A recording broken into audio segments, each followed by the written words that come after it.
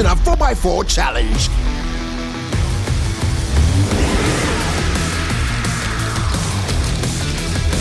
Back me! Back your hero and you could win a Fortuner. Enter now.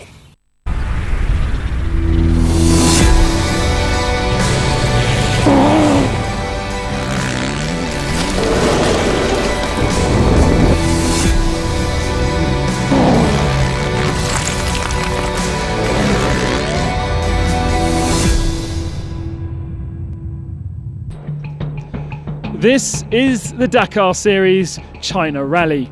Day 4 from the heart of the Badan Jilan Desert near Alexa Wright. Huge dunes and huge lakes characterise this area of the world.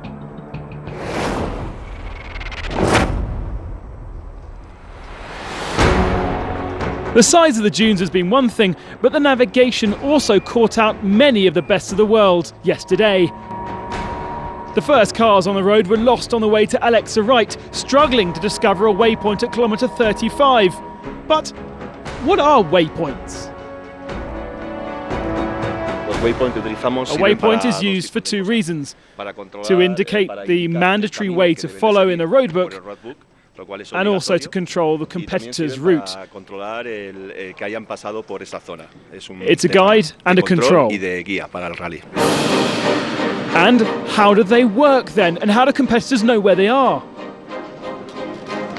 In the roadbook we get normally a compass bearing, and we have to try to follow this compass bearing in the desert to find a waypoint. But it sounds quite easy, but it's very difficult in the nature, because especially here, if you look in the big dunes we have got in China, it's not easy to do a straight line. You're always going in circles to find a way through the dunes, and you have to go through a radius of 200 meters in the center of the point to validate this point. And if a competitor doesn't find a waypoint, he has a penalty, which is shown in the roadbook. To make it clearer for co-drivers, they highlight all the important information. So here in the roadbook you can see the numbers, the compass bearing. At kilometer 41, for example, I have to cross dunes. It's off-piste in the dunes, direction 300. And the next information is 6.58 kilometers later, still in the dunes, and there is a fence. And I have to find a waypoint there. That means I have to go 6.5 kilometers through the dunes, up and down, and I have to try to keep this direction to know what direction I'm going, what bearing I'm going. I have got my GPS in the car, and I have got a compass bearing showing me in the GPS, so it's an electronic compass in there. So there is no visual reference in the desert to find this waypoint. You have to find it by your notes in the roadbook and by the GPS and the compass bearing. So then how does Race Direction know where each car has been? We have a GPS device that reports information to us at the end of the stage. This device tells us that, say, 302 missed this waypoint and this waypoint. I know exactly where they have been. No problems though for Zi Huanggang. He found a good route yesterday, and now 117 is the rally leader.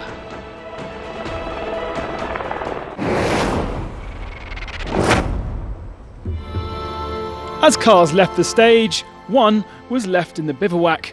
The works Toyota Hilux of Argentine Lucio Alvarez. Unfortunately, Lucio had to withdraw from the race this morning.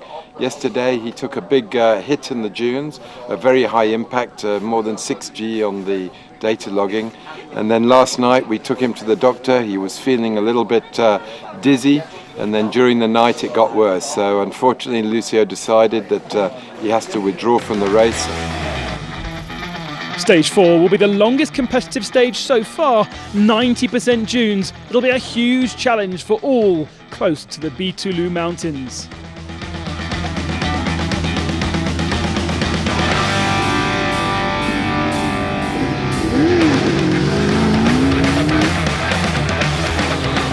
Going into the day, Zhang Huang was the leader of the T3 class for S/S vehicles. But he had issues today, so brother Huangjiang took back the lead, having been first in class on the first day of competition. He finished just outside the top 10 in the overall classification today against the rest.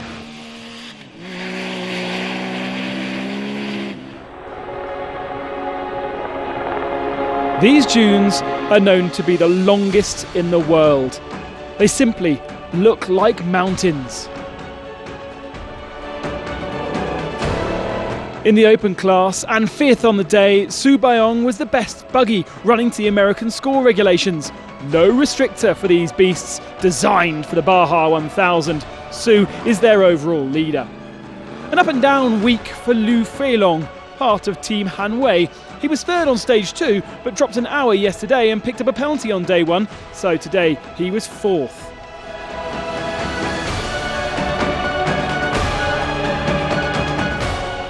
Third was Giniel de Villiers, and best of the FIA sanctioned cars. He had cars to pass, and again he had issues with navigation. A little bit frustrating at the moment because we can't get a clean stage every time something happens. Yesterday we lost 43 minutes and today we lost 7 minutes, so we just can't seem to get it right, so we'll try again tomorrow. Yesterday's winner opened the stage and saw no one all day. His pace kept him in front and he navigated a mainly faultless stage to set a pretty good benchmark, one that looked to be enough for a second stage win.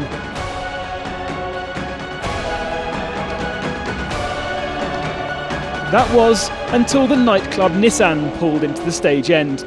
He had been 18th on the road, so even more traffic than de Villiers, and he had to be careful in the dunes. 34 minutes after Z ended the stage, local Mongol had set a time 8 minutes faster, taking the third stage win. Yesterday we wasted time, so today we drove faster and made it back up.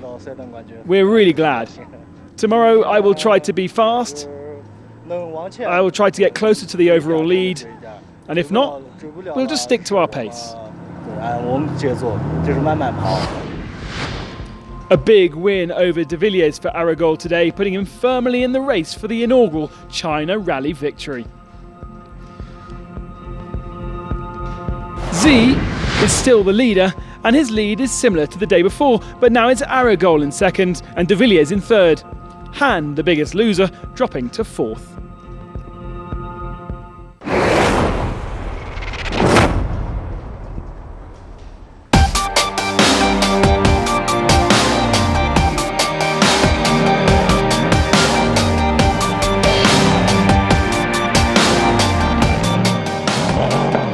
Hanwei is one of the best known rally drivers in this rally and in China. But over the last years, he's also become a team owner, running the Philippe Gache built SMG buggies in yellow.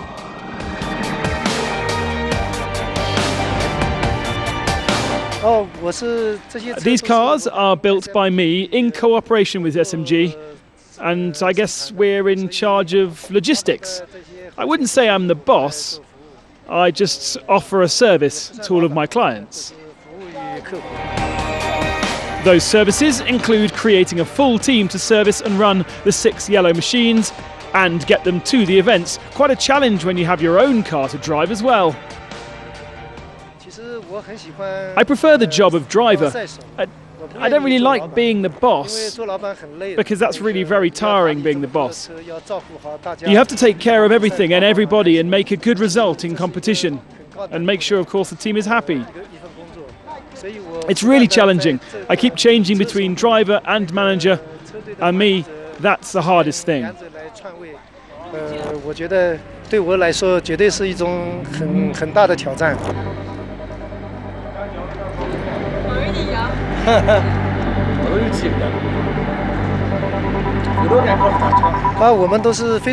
With the other drivers, we are all good friends, like brothers. We hang out together, we chat, and play cards. It's a really lot of fun. We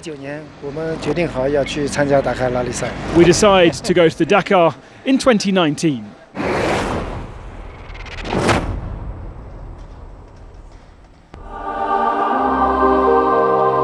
For the locals of this world, camels are an important part of Mongolian culture.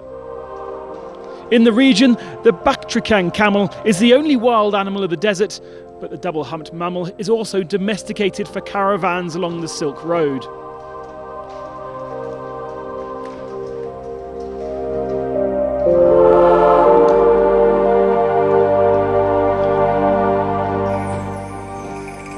This week, camels are being celebrated here in Elxa.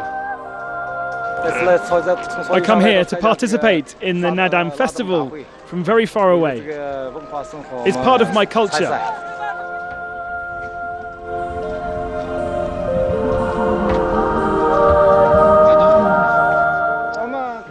We have to participate in this festival. It's part of our life. I've come here with my wife and 30 camels.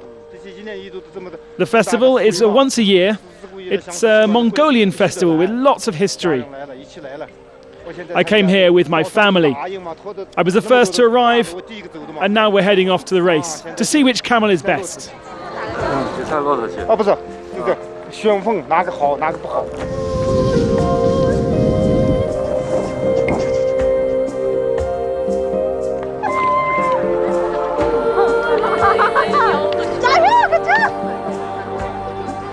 It's not just camel racing here.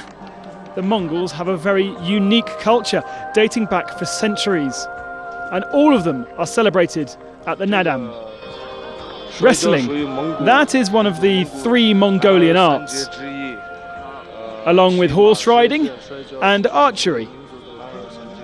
They are the 3 things a Mongolian man should master, so we had to come here. It's a festival that unites Mongolian people every year, and we have competitions to see who is best.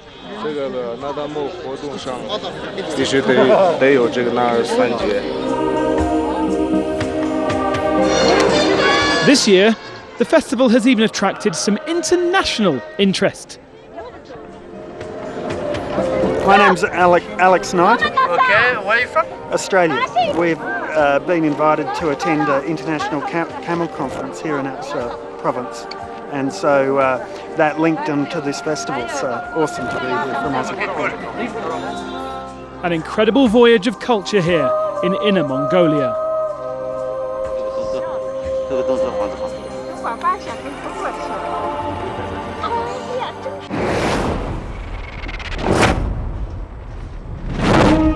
Tomorrow, one final loop around Aksarait and the Badan-Jilan Desert.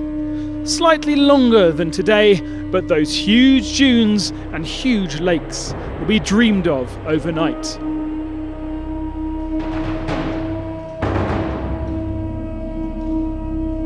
It's quite spectacular.